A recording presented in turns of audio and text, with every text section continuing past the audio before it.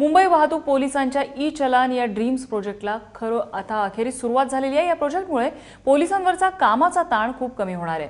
शहरात वाहतुकीचे नियम मोडणाऱ्यांवर सीसीटीव्ही नजर ठेवणार असून नियम मोडल्यानंतर काहीच मिनिटात चालकाला त्याच्या मोबाईलवर नियम तोडल्याची पावती मिळणार आहे आणि त्यामुळे भ्रष्टाचाराला सुद्धा आळा बसणार आहे।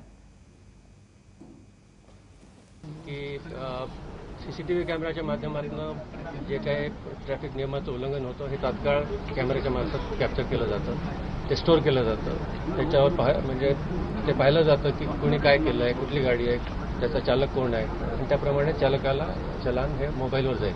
अधिकारी आणि अंमलदार रस्त्यावर दिसतात, ते नियंत्रण करण्यात आणि चलान करण्यात दोन्हीकडे त्यांना लक्ष द्यावं लागतं। त्याच्यामुळे चलान करण्यासाठी जे काम एक्स्ट्रा किंवा बरोबर पडतं ते तर नक्कीच कमी पडेल। आणि पोलिसांचा ड्रीम प्रोजेक्ट असलेला हा ई-चलानचा प्रोजेक्ट नेमका आहे तरी कसा आढावा घेतलाय वैभव परबनं।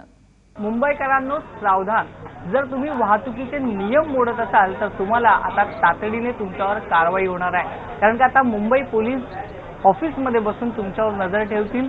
मुंबईतल्या वाहतूक शाखेमध्ये मी आता आहे, मुख्य कार्यालयात आहे आणि मुंबईत जवळपास 6000 जे सीसीटीव्ही बसवले गेलेले आहेत त्या सीसीटीव्हीच्या मार्फत वाहतूक पोलीस आहेत ते मुंबईत वाहतुकीचे नियम धाब्यावर बसवणार आहेत, त्यांच्यावर नजर ठेवून असणार आहेत।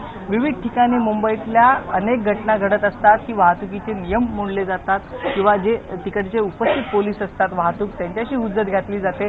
पण आता थेट पुराव्या सकट तुम्हाला आहेत ते इकडे नियम आहेत ते तुम्हाला तुमचा जर अँड्रॉइड मोबाईल असेल तर तुम्हाला फोटोसहित तुम्ही कसा नियम मोडला आहे आणि तुमच्यावर काय कारवाई होणार आहे याची जवळपास 10 ते 15 मिनिटातच सूचना तुम्हाला मिळत जाईल।